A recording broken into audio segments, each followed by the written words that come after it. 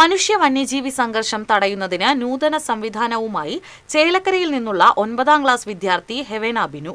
ജനവാസ മേഖലകളിലേക്ക് വന്യജീവികളുടെ കടന്നുകയറ്റം തടയുന്നതിന് നൂതന രീതിയിലുള്ള വൈദ്യുതി വേലി സംവിധാനമാണ് ഈ മിടുക്കി രൂപകൽപ്പന ചെയ്തിരിക്കുന്നത്. പരമ്പരാഗത വൈദ്യുതി വേലി സംവിധാനത്തിൽ മനുഷ്യർക്കും വൈദ്യുതാഘാതമേൽക്കാറുണ്ട്. ഹെവേന ബിനു രൂപകൽപ്പന ചെയ്ത സ്മാർട്ട് ഇലക്ട്രിക് ഫെൻസിംഗിൽ മനുഷ്യരെയും മൃഗങ്ങളെയും വേർതിരിച്ചു കാണാൻ കഴിയുമെന്നതാണ് സവിശേഷത.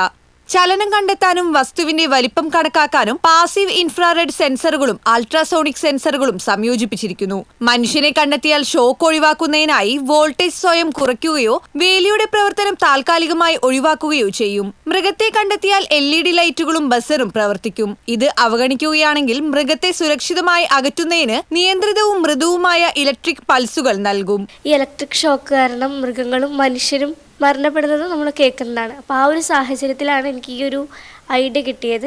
Wild life sentinel smart electric fence controller എന്നുള്ളതാണ് ഇതിൻ്റെ പേര്. ഫെൻസിൻ്റെ അടുത്തേക്ക് മനുഷ്യർ വന്നു കഴിഞ്ഞാൽ ഫെൻസ് കംപ്ലീറ്റ്ലി ഓഫ് ആവും. ഇപ്പോൾ സാധാരണ കണ്ടുവരുന്ന മനുഷ്യർക്കും മൃഗങ്ങൾക്കും ഒരേ രീതിയിലുള്ള ഇലക്ട്രിക് ഷോക്ക് നൽകുന്ന സാധാരണ ട്രഡീഷണൽ ഫെൻസിൽ നിന്ന് വിപരീതമായിട്ടാണ് ഈ ഒരു ഫെൻസ്. മനുഷ്യരെ കണ്ടു കഴിഞ്ഞാൽ ഫെൻസ് കംപ്ലീറ്റ്ലി ഓഫ് ആവും. അതേസമയം മൃഗങ്ങളാണെങ്കിൽ കൺട്രോൾഡായിട്ടുള്ള ഇലക്ട്രിസിറ്റി ഇതിലൂടെ പാസ് ചെയ്യുന്നുണ്ടാവും. അതൊരിക്കലും ഹാം ചെയ്യുന്നില്ല മൃഗത്തെ.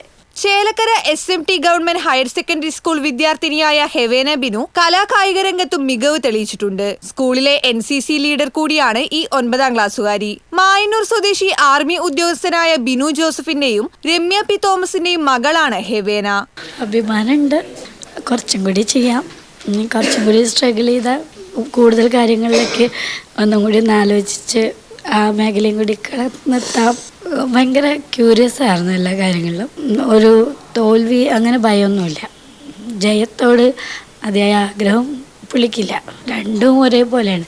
ഇനി തോറ്റു വന്നാലും ഐസ്ക്രീം ചോദിക്കും, ജയിച്ചാലും ഐസ്ക്രീം ചോദിക്കും.